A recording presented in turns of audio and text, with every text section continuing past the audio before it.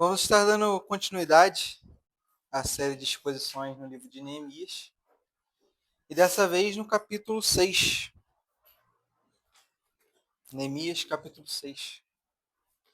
Vamos estar fazendo a leitura de todo o capítulo de Neemias.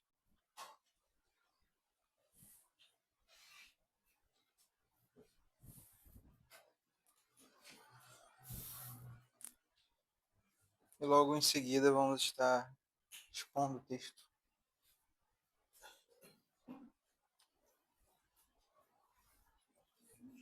Neemias, capítulo 6.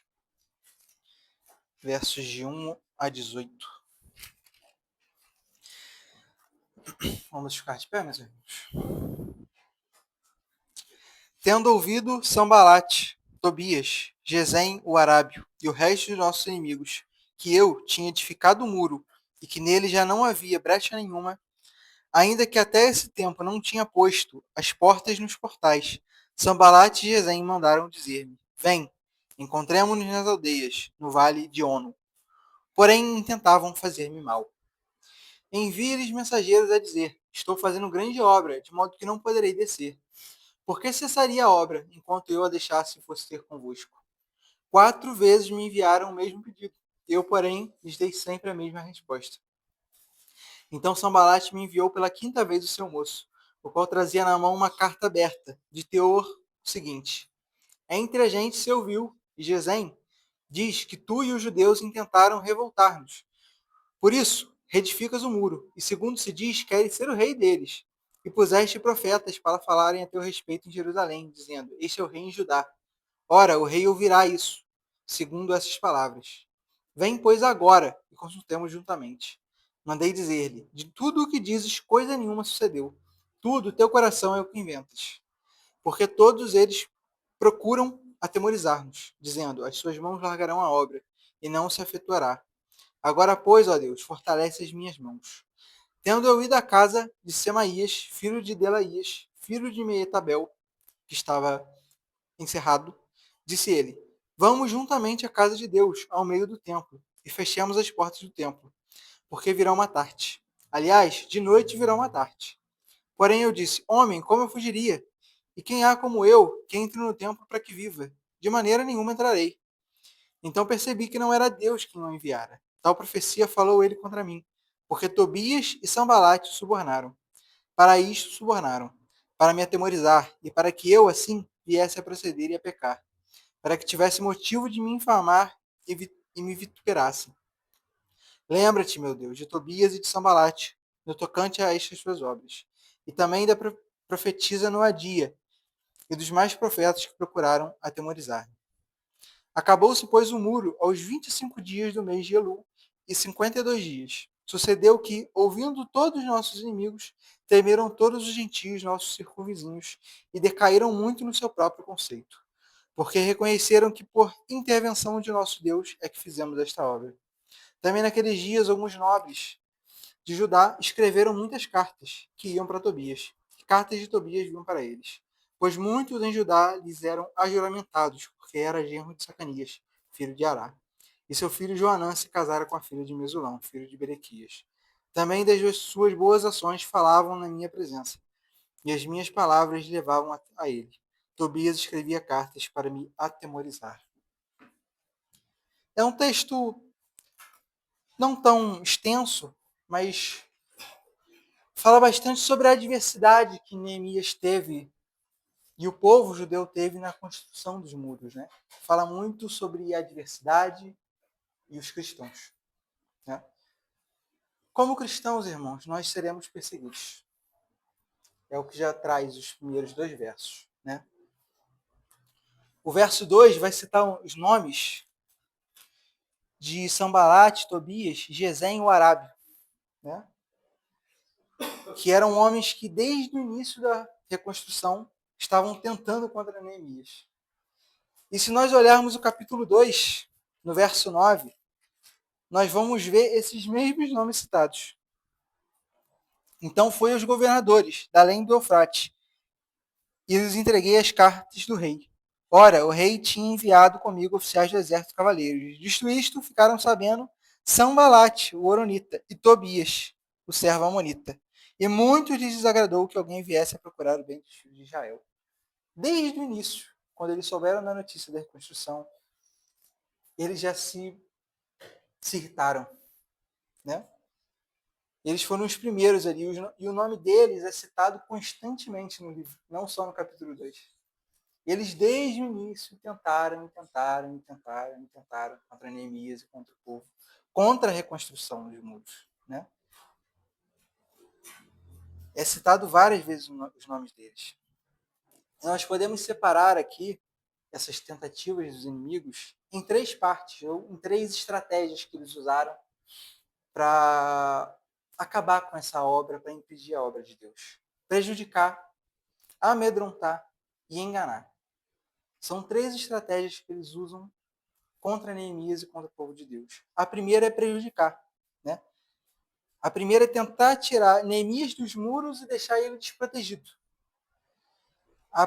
O próprio Neemias diz, né, que a intenção deles era fazer mal a Neemias. No segundo verso. Porém, intentavam fazer-me mal. Eles chamavam Neemias a ir à ONU, né? Ficava na extremidade noroeste de Judá, né? Era o mais longe possível, dentro da cidade ainda, mas o mais longe possível dos muros, né? E essa tentativa de prejudicar Neemias, ela é feita 4 vezes. 4 vezes ele é chamado para sair da cidade para se encontrar com esses homens, nessa espécie de reunião que eles queriam fazer com Neemias, né? A tentativa de vencer Neemias na insistência, né? Insistindo com Neemias constantemente. Tentando pegar Neemias, de repente, num momento de desatenção, de fragilidade. Talvez pensando que ele não iria se indispor de fazer isso 4 vezes, né? Mas Neemias, ele tinha um foco claro. Ele tinha um objetivo claro.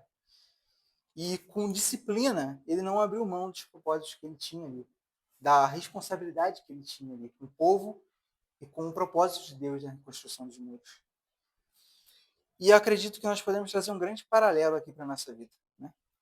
Quantas vezes nós não somos vencidos na nossa espiritualidade pela insistência, né? A insistência do pecado, a insistência dos convites que nós recebemos para não agradar a Deus, né? Para as coisas que nos afastam do nosso propósito. Às vezes nós vencemos uma, vencemos duas, vencemos 3 vezes, mas na quarta não vencemos.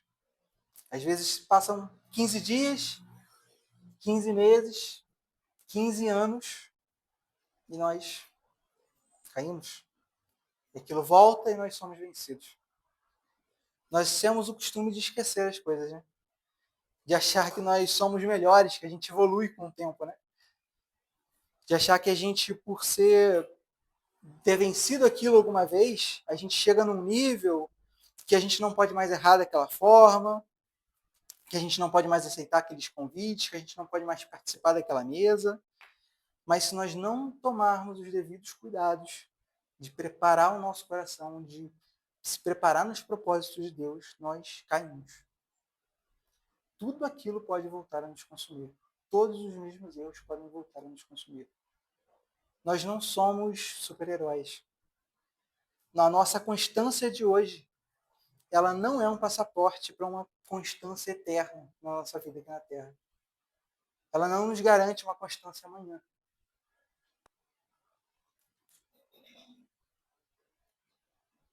A verdade é que se nós não cuidarmos da nossa vida espiritual, se nós não nos alimentarmos da palavra constantemente, se nós não orarmos constantemente, e se nós não vivermos a nossa vida diante da palavra de Deus, nós corremos o risco de voltar nas mesmas tentações e cair nos mesmos problemas, nos mesmos caminhos.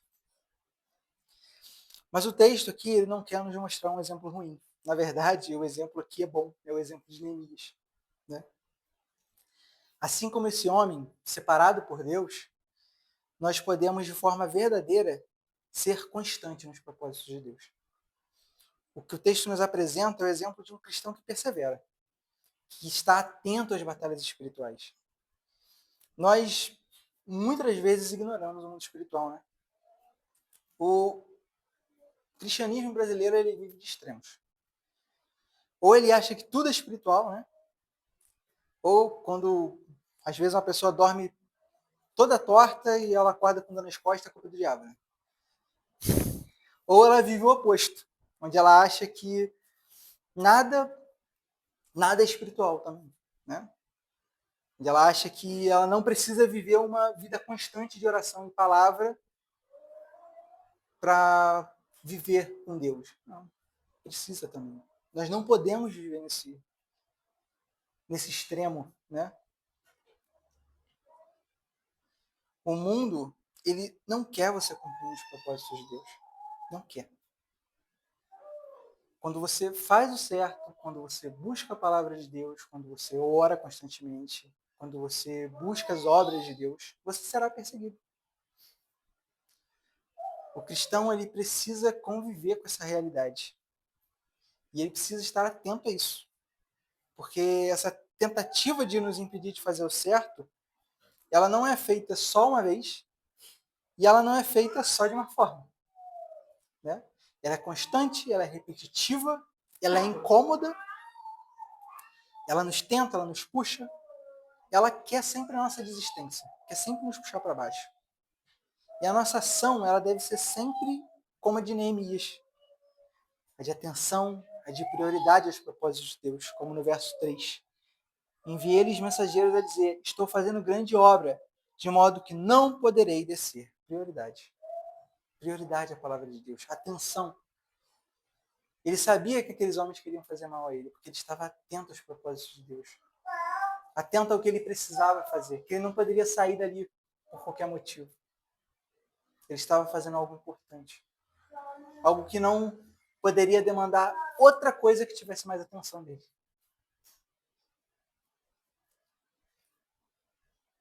E como já foi dito, não há uma forma só de fazer isso. Né? E se nós já vimos a maneira de prejudicar, na continuidade do texto, vemos a maneira de amedrontar. Sanbalat já tinha tentado 4 vezes prejudicar. Na quinta, ele muda de estratégia. O Sanbalat manda o seu moço, né, como diz aqui, o rapaz entrega uma carta aberta. A maioria de nós aqui não deve ter enviado uma carta ao longo da vida, né? A gente, hoje em dia, já envia mensagem, né? Mas provavelmente todo mundo já recebeu uma carta aqui, do banco, o que seja, né? E todas as vezes as cartas vêm lacradas, né? Elas vêm lacradas, elas vêm com selos, elas vêm de uma forma que ela seja o mais individual e pessoal possível, que você tenha certeza que aquilo não foi violado, né? A carta ela tem sempre esse teor pessoal, né? Você não manda uma carta para todo mundo ficar sabendo de algo, né? Mas no verso 6, como diz aqui, manda uma carta aberta. Entre a gente se ouviu e Gesem diz que tu e os judeus intentais voltar-nos. Por isso, reedificas o muro, e segundo se diz, queres ser o rei deles. A carta aberta diz que Neemias queria ser o rei daquele povo. Estava reconstruindo o muro para que fosse o rei. E a carta mente sobre as intenções de Neemias. Né? Querendo dizer que no cumprimento do propósito de Deus, de reunir o povo, de reconstruir os muros, de reconstruir não só os muros, mas a identidade daquele povo, Neemias tinha uma intenção de usurpar o trono, de alguma forma, de criar um novo reinado para o seu povo com ele. Mas era uma mentira. Mas que foi contada de forma pública para que isso, de alguma forma, chegasse no rei. Né? E pudesse causar algum tipo de ruptura na relação dele com o rei. Né? Ou para que o povo, de repente, se voltasse em relação às intenções de Neemias. Ou aquilo talvez causasse alguma ira em Neemias e ele resolvesse agir. Né? Irmãos, isso é algo que também nós estamos suscetíveis. Você pode ser caluniado. As pessoas podem mentir sobre você, no seu trabalho, na sua família. Podem dizer que você fez coisas que você não fez, que você odeia pessoas, que você é machista por acreditar em papéis na família, que você é preconceituoso por não compactar com agendas progressistas. E a vida de Neemias nos mostra Que nossa segurança está em duas coisas em relação a essas mentiras. Primeiro, na pessoa que nós somos em Cristo. E isso eu não estou dizendo que você é perfeito, porque você tem que ser perfeito, mas de você ser um cristão verdadeiro e honesto, né? As pessoas te conhecem no seu trabalho, na sua família, as pessoas sabem quem vocês são. Elas conhecem o seu caráter, a sua índole. Neemias, ao ser caluniado, ele não sai correndo para ter a reunião que eles queriam. Como o texto diz, essa tentativa era também de tirar Neemias de lá. Também era uma tentativa de tentar tirar ele de lá. E Neemias também não vai desesperado conversar com o rei. Ele não sai correndo para tentar justificar alguma coisa para o rei. Ele não se desespera em relação a isso. Por quê? Porque Neemias sabia que o rei conhecia o seu caráter. O rei conhecia o homem que Neemias era, as intenções que Neemias carregava, o propósito de Neemias, a seriedade com que Neemias levava a obra de Deus. As pessoas conhecem a sua honestidade? Elas sabem de você como um cristão? A ponto de você ser caluniado e quem virá alvo de dúvida é o acusador e não você? É uma tranquilidade que Neemias tinha e que nós também devemos ter. Nós devemos ser cristãos a quais as pessoas duvidem do acusador e não da nossa honestidade. Que elas duvidem de um caluniador e não de nós. Porque elas precisam olhar para nós e ver que nós somos cristãos verdadeiros. Olhar para nós e ver que nós não mentimos, que nós temos uma índole verdadeira, que o que nós falamos, nós cumprimos. Porque se tudo o que nós falarmos, nós cumprimos verdadeiramente, se nós vivemos um evangelho de verdade, se alguém disser que a gente bateu num mendigo na rua, a pessoa vai olhar, eu duvido muito que essa pessoa tenha feito isso. E o segundo ponto de tranquilidade é a confiança nos propósitos de Deus. O que Neemias faz? O que Neemias faz? Ele arruma uma briga, ele manda alguém ir lá atacar o pessoal. Não. Na segunda parte, do verso 9, vai dizer: Agora, pois, ó Deus, fortalece as minhas mãos. Neemias ora, Neemias clama ao Senhor. As batalhas que não são vencidas com a nossa ação, elas precisam ser vencidas com a nossa oração. A oração ela precisa ser uma parte grande da nossa vida, precisa fazer parte da nossa vida. Ela precisa ser a nossa solução do início, no meio e no fim da nossa caminhada. A oração ela é como tudo começou no texto. Se a gente pega o capítulo 1 de Neemias, capítulo 1 de Neemias, verso 4. Tendo eu ouvido estas palavras, assentei-me e chorei e lamentei por alguns dias, e estive jejuando e orando perante o Senhor, Deus dos céus. Orando e jejuando. No capítulo 1 já tem Neemias orando aqui. Capítulo 1, primeira parte. Não dá 3 versículos antes de Neemias começar a orar. Por quê? Porque Neemias era um homem de oração. A oração fazia parte constante da vida de Neemias. Antes de começar a sua obra, Neemias orou. Durante a sua obra, Neemias orou.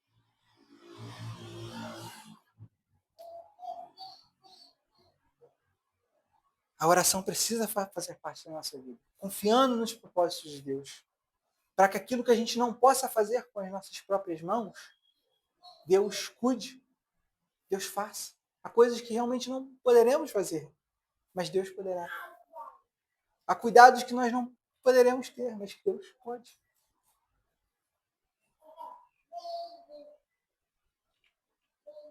A oração no início do livro, a oração no meio do livro, e se pegarmos no final, a oração no final do livro. A oração tem tudo. A oração ela está em todos os processos da obra e ela precisa estar em todos os processos da nossa vida. Ela é um caminho para a nossa força e também para a demonstração da nossa submissão à vontade soberana de Deus. Reconhecendo seus propósitos, reconhecendo o poder de Deus, reconhecendo o amor de Deus sobre nós. A melhor forma, irmãos, de fugir do pecado, fugir da adversidade, de sair das mãos dos inimigos, como Neemias fez, A melhor forma de se aproximar de Deus, para entender, entender o seu propósito, é através da oração. É através da oração.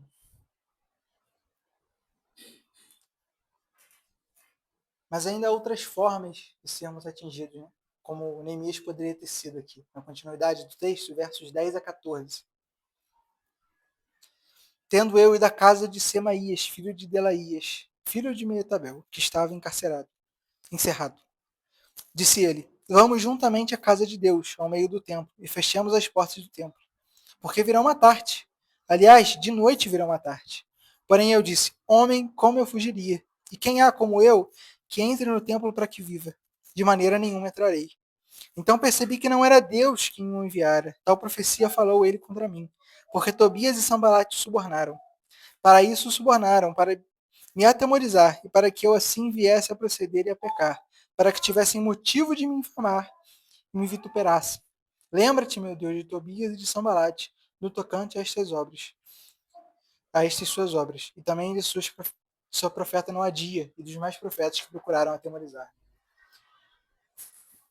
Outra forma, né, de ser atingido é por meias verdades e falta de discernimento. Né? Conhecer a palavra, irmãos, conhecer o Evangelho, conhecer a Bíblia, não é capricho. Ler e compreender o Evangelho, ter guardado no nosso coração e na nossa mente, não é coisa de teólogo. Né? Buscar conhecimento na palavra não é coisa de quem prega, não é coisa de quem ensina. Todo cristão tem que ter a palavra muito bem guardada no coração, o máximo que a gente puder. O máximo que a gente puder. O cristão ele não tem que inventar desculpa para não conhecer a palavra de Deus. O surdo que leia, o cego que ouça, o preguiçoso que largue o seu pecado. Porque sem o conhecimento da palavra, nós seremos enganados por falsos profetas, falsas palavras, falsos ensinos, por homens mal intencionados, por mulheres mal intencionadas, por ventos de doutrina mentirosos. Neemias aqui se depara com homens que deveriam ser o exemplo, né? Que deveriam trazer a palavra de Deus de forma verdadeira. E ele escuta desses homens que a única forma de sobreviver seria entrando no meio do templo. A ideia deles aqui era levar Neemias ao Santo dos Santos, né? Onde apenas o sacerdote poderia estar. O templo era um lugar santo. Em tese, ele estaria mais seguro lá com um ataque. Talvez, né? Estaria guardado um modo humano de ver? Talvez. Mas ele pecaria se entrasse lá. Ele não poderia estar lá. Meias verdades. De homens e mulheres que deveriam levar a palavra de Deus. Mas Neemias conhecia a palavra. A defesa de Neemias foi conhecer o Evangelho, conhecer a palavra de Deus. Ele conhecia o que ele poderia fazer e o que ele não poderia fazer como um cristão. E a sua responsabilidade em relação ao tempo. No verso 12 fala, então percebi que não era Deus quem nos enviara. Né? Como nós queremos ter discernimento para conhecer o que é a palavra de Deus e o que não é, que sai da boca de homens e de mulheres, se nós não conhecemos a palavra? Como saber que o que diz, que pessoas falam é verdade ou não é? É verdade ou não é? É palavra de Deus ou não é? Se nós não conhecemos a palavra, como fazer esse filtro? Precisamos conhecer. Precisamos ter a palavra guardada no nosso coração. Nós não ficamos com a Bíblia na mão, conferindo o que as pessoas falam o tempo todo, a todo momento.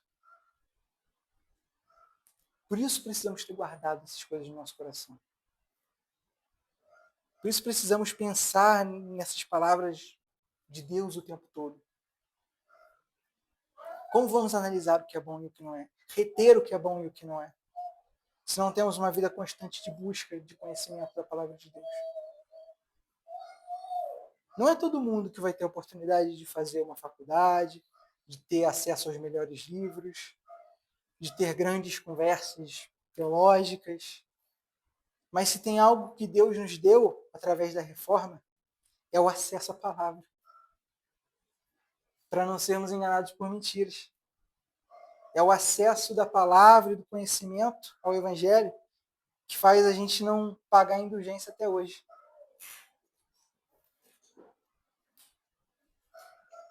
Deus, em seus propósitos, nos deu acesso. Temos hoje Ele à mão. Temos hoje uma congregação que, pela graça de Deus, é voltada para o ensino, é voltada para a palavra. Quantos lugares aí hoje sequer tem EBD, sequer tem estudo, sequer tem uma palavra qual você possa voltar edificado para casa? Não desperdice, irmãos, a oportunidade de estar mais próximo de Deus, mais próximo da palavra, de guardar conhecimento no seu coração. Quantas vezes nós negamos o conhecimento da palavra de Deus por preguiça, por falta de atenção? Isso não é um luxo. Ter mais conhecimento da palavra de Deus não é um luxo. É uma necessidade do cristão para se defender de mentiras, de falsos profetas, para que a gente não seja enganado por falácias de homens e mulheres podres que vivem de mentiras sobre o Evangelho. O pastor Hernandes diz uma coisa bem interessante sobre esse texto. É como se Neemias olhasse para essa situação e respondesse: é melhor morrer do que pecar. Porque se eles estão vindo me matar, podem vir, né? Como se Neemias pensasse, né? Mas me esconder dentro do templo e pecar contra Deus, eu não vou fazer. Né? Mas esse discernimento de Neemias, de entender que é melhor que ele estivesse ali, exposto para ser morto, do que para entrar dentro do templo e pecar, só acontece porque Neemias conhecia a palavra de Deus. Sabia discernir o que era um falso profeta e o que não era. Né? Ele conhecia muito bem o que ele poderia e o que ou não fazer dentro do templo. Onde ele poderia ou não estar dentro do templo. Ele sabia que Deus nunca ordenaria para ele, para se proteger, que ele pecasse contra o próprio Deus. Que ele pecasse contra um próprio princípio. A palavra não se contradiz. Então é importante, irmãos, que conheçamos a palavra de Deus. Busquem a palavra de Deus. Na igreja, em todas as oportunidades que tivermos, mas em casa também. Crie uma disciplina de busca, de leitura, individual, familiar, para que estejamos mais próximos da palavra. Mais próximos de poder discernir o que é bom e o que é mal. E no final, né, é citado, nos versos 15 e 16, é citado o término da reconstrução dos muros. Né? E o que acontece? Né? O que acontece é que todos são obrigados a reconhecer a soberania de Deus. Acabou-se, pois, o muro aos 25 dias do mês de Elul, e 52 dias. Sucedeu que, ouvindo todos os nossos inimigos, temeram todos os gentios nossos circunvizinhos e decaíram muito nos seus próprios conceitos, porque reconheceram que por intervenção do nosso Deus é que fizemos esta obra. Os gentios olharam tudo que eles fizeram, tudo que tentaram, todo o caminho percorrido, e sabe o que eles puderam ver? Os planos de Deus cumpridos. Tudo que eles fizeram em vão. O que resta? Aceitar a soberania de Deus, aceitar o seu poder. Reconhecer. Reconhecer que Deus quem concluiu aquela obra. Nós só fomos os instrumentos. Eles só foram os instrumentos daquela obra e nós só somos os instrumentos hoje. Isso tem que ser o suficiente no nosso coração para que a gente passe pelas adversidades confiando em Deus, confiando nos seus propósitos, confiando na palavra. Deus sairá vitorioso no final.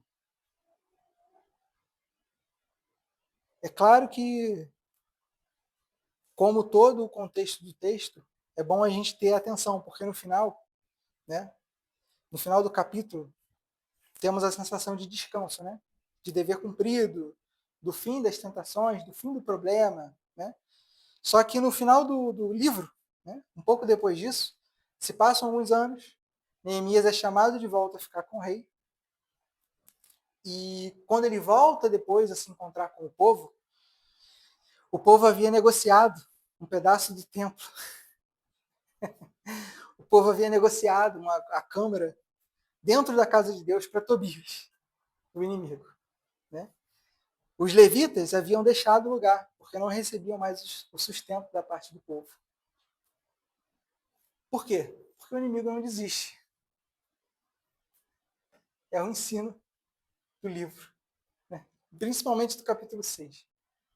O ensinamento principal do capítulo 6 é isso: o inimigo não desiste. Apesar de terminar o capítulo parecendo que está tudo bem, o livro termina demonstrando que o inimigo sempre volta. 15 dias, 15 meses, 15 anos. Mas Neemias volta lá, expulsa Tobias do templo, expulsa as coisas de Tobias do templo, restabelece o sustento dos levitas e torna a orar no final do livro. Novamente, os dois exemplos diante de nós.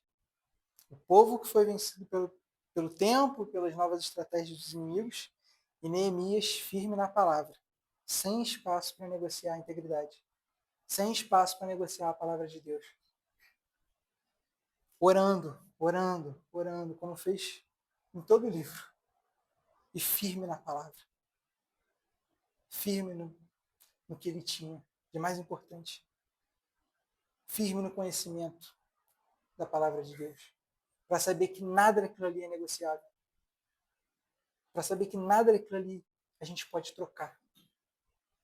Para saber que há coisas que são estabelecidas por Deus que precisam continuar. E precisamos ter força para batalhar contra o inimigo, para suprimir o inimigo. Que esses ensinamentos da palavra de Deus, meus irmãos, possam nos fazer estar mais atentos. Não esquecer dos nossos propósitos em Cristo e das nossas responsabilidades como cristãos. Né? Da nossa vida constante de leitura, de conhecimento, de oração e de discernimento que nós devemos ter. E das batalhas diárias que não vão cessar. Mas que nós também temos a garantia de que Deus vai estar conosco. Amém.